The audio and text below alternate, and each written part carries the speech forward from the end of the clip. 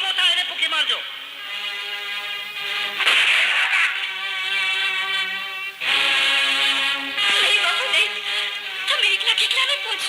દીકરી, મારા જીવતા જીવ ગામ લૂંટાઈને હું જોતો રહું તો મારા જોવામાં થૂ પડે.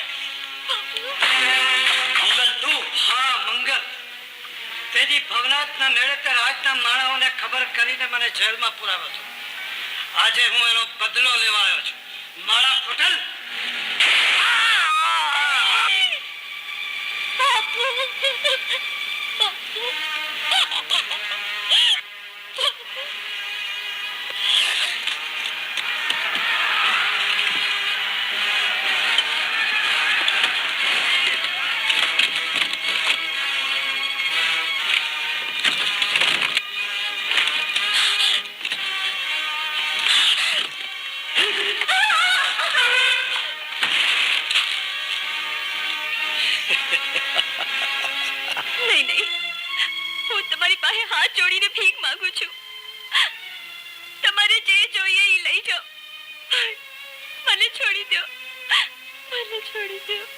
ગમતી, મારે તારો જીવ નથી જોઈતો. ધન ને દોલત તો હું ઘણું એ લૂંટી લઉં છું. પણ આજે આ તારા રૂપનો ખજાનો હૈયામાં ખળભળાટ મચાવી રહ્યો છે. નહીં મંગલ, નહીં. ભગવાનના ખાતર મુજબ ભાગણીની આબરૂ પર દયા કર. દયા તો દાતાર કરે દેવી. હું તો લૂંટારો છું. મારો ધર્મ તો લૂંટીને લેવાનો છે, ખૂંચવીને લેવાનો છે. પછી આભૂષણ હોય કે આબરૂ.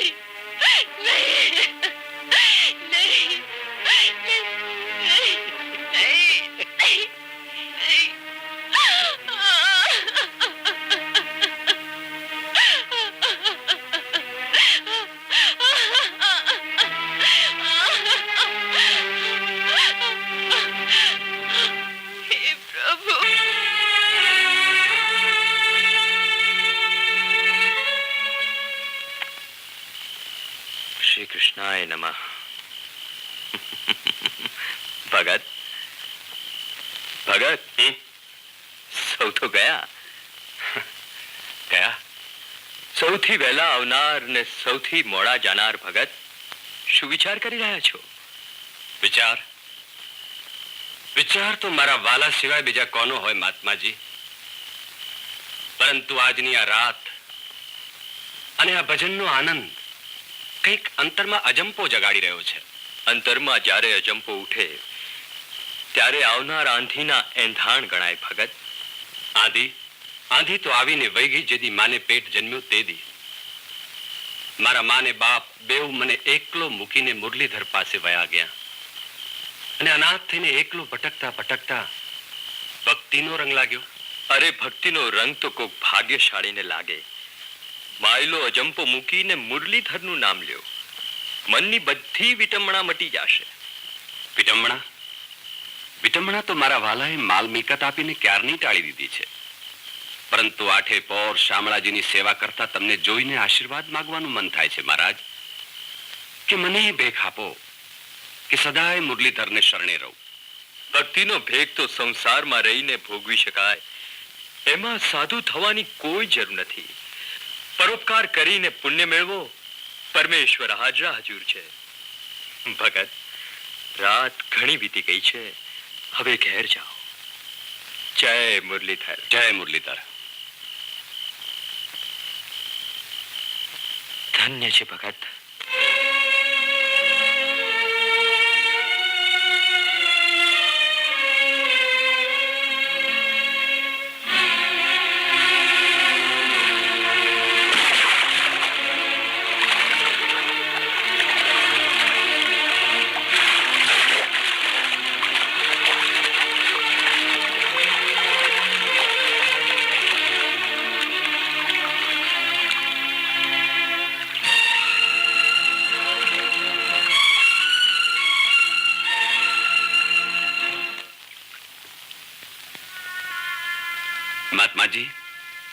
પરંતુ એ સમજાતું નથી કે આવી જુવાન જોત બાઈને આમ મધરાતે આપઘાત કરવાનું કારણ શું?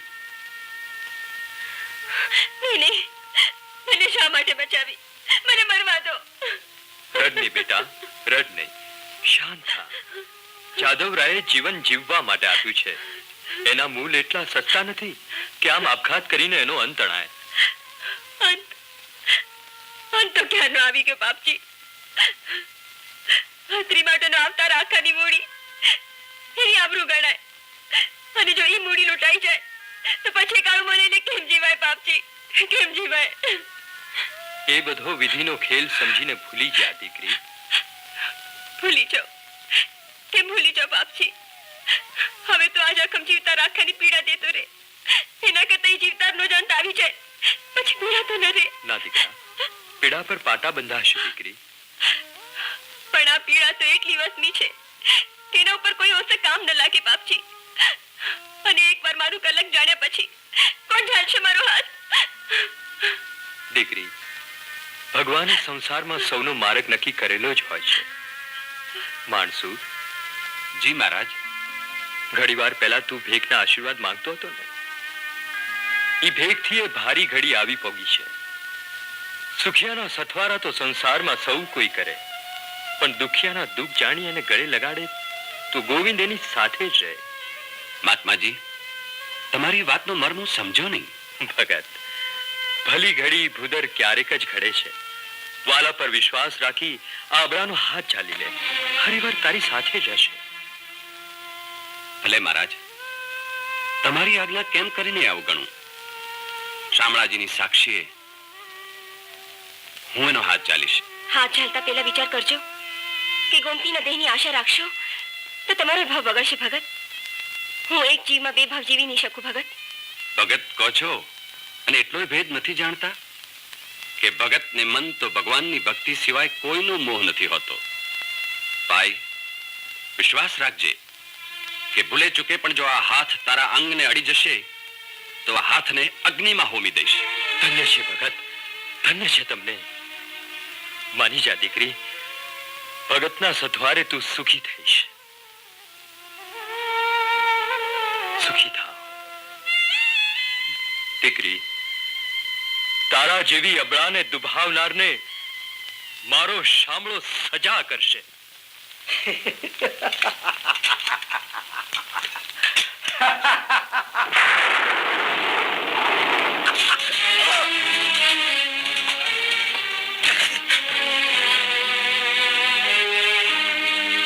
સરદારને આ શું થયું?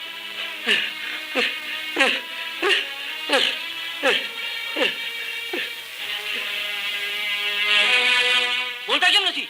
જટ સરદારને કે ખબર આપો.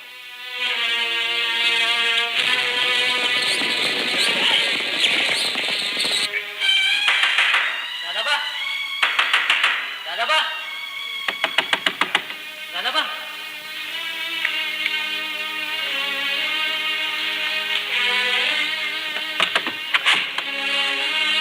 હજુ સમાચાર તો સારા છે ને? હા દાદાબા, આજ ગામ લૂંટ્યું ત્યારે લખલૂટ માલ મળ્યો. સરદાર ખૂબ ખુશ હતા. પણ શું?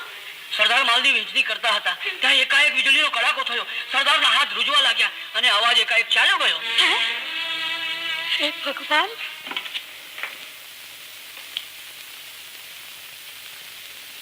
શું વિચાર કરી રહી છે ગોમતી? એ જ કે આવડી મોટી બેડીની મુલાતોને ઓરડે મોજ કલંકીને બેસાડીને તમે ભૂલ કરી છે ભગત. બોલ. ભગવાનની સાક્ષી તને ઘરમાં લઈ આવ્યો તો તારા મનની શંકા હજી ટળી નથી? શંકા તો જે દી આ ઘરમાં આવી તે દિવસ ટળી ગઈ હતી ભગત. પણ મને સંશય એ થાય છે કે તમે જગતને શું જવાબ દેશો? જગતને મોડે તાળા થોડા જ દેવાય છે ગોમતી.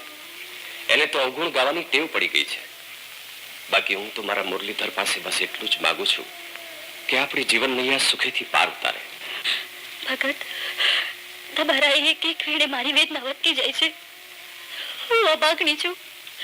મારે પેટ ઉદાન રહ્યું છે ને એ કાલ જ્યારે જન્મ લેશે તો એ કલંકના છાંટા તમને ને તમારી ભક્તિને લાગશે ને એનું પાપ મને લાગશે. પાપ? પાપ કહીને પરમેશ્વરની દેનને વગોવની ગોમતી.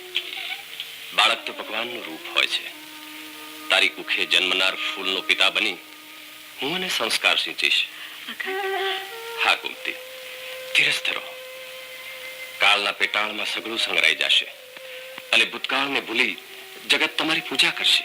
પૂજા ભગત, હું જબડાની અપનાવનાર પૂજાની લાયક તો તમે જો ભગત.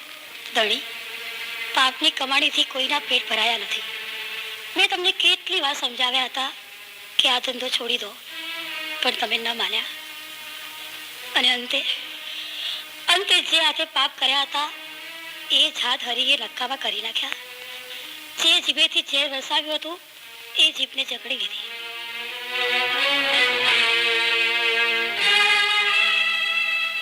દણી, કેટલી દવા કરી તો પણ કઈ ફેર ન પડ્યો.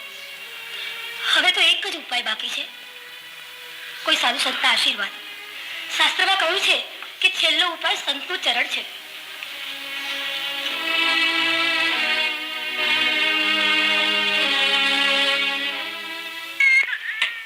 ભગત, દીકરીનો જન્મ થયો પણ ગોમતી ગામત્રું કર્યું. ગોમતી, નહીં, ગોમતી, ગોમતી, ગોમતી, આ તે શું કર્યું? સંસારનો સથવારો છોડીને આમ એકલી ચાલી નીકળી. હવે તારા વિના, મા વિના આ બાળકીનું શું થશે? ગોમતી. આવો ભગત, આવો. મહાત્માજી, ગોમતી તો સ્વર્ગે સંગ્રાઈ ગઈ, પણ હું બુણપનો બાર બાંધવા હજી જીવું છું. આ બાળકીનું રુદન મારાથી જીરવાતું નથી. શું કરું? ધીરજ ધરો ભગત, ધીરજ ધરો. જન્મ અને મરણના ફેરા તો ચક્રધારીએ ફેરવી શક્યો નથી. હવે તો તમારી હેતની વાડીમાં ગોમતીએ ખીલવેલા ફૂલને ઉછેરીને મોટું કરો. મુક્તિનો માર્ગ મોકળો થઈ જશે. પરંતુ ગોમતીની છાયા વિના આ છોકરીનું સંસાર સુખ સુકાઈ જશે. મહાત્મા, એ સુકાયેલ નીરમાં સ્નેહ અને સંસ્કારનો સંચાર કરો ભગત. ગોમતીની પીડા હું જાણતો હતો. જેદી હું અને તમે ભજનના ભાવમાં ભવના દુઃખ ભૂલી ગયા હતા, એ રાત્રે એની એક લૂંટારાના હાથે આબરૂ લૂંટાણી હતી. લૂંટારાના હાથે? હા, લૂંટારાના હાથે પારેવડી પીખાણી હતી. એના ફળ સ્વરૂપ આ ફૂલડું છે. લૂંટારા દ્વારા લૂંટાયેલી લાજનો ડંક ગોમતીને કોરી ખાતો હતો. એ જીવી હતી માત્ર આ બાળકને જન્મ દેવા. એ તો જન્મ દઈને જતી રહી અને પરીક્ષાની પાવક જ્વાળામાં મને હોમતી ગઈ. એ પાવકમાંથી હું તો પાર ઉતરીશ, પણ આ બાળકી, એને પ્રભુની પ્રસાદી ગણી ગળે લગાડ. ભક્તિના સંસ્કાર રેડ. ગોમતીની યાદ તને કદી નહીં સતાવે. જેવી મુરલીધરની મરજી. જય મુરલીધર.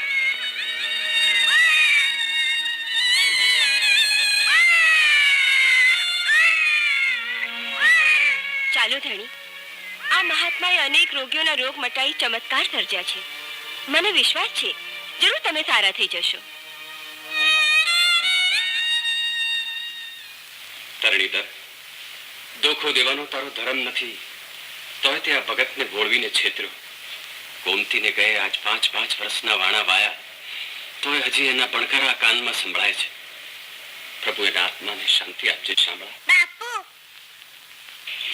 બાપુ, આજે મંદિરે નથી જાઉં? આવ રામુ દીકરા, પેલા શામળાને પગે લાગ બેટા. ભગત, ભજનનો લાવો તો આજ સુધી ખૂબ લીધો, પણ આજ તો દીકરી તારા મોએથી ગિરધરના ગુણ સાંભળવા છે. લે આ એક તારો ભજન સંભળાવ.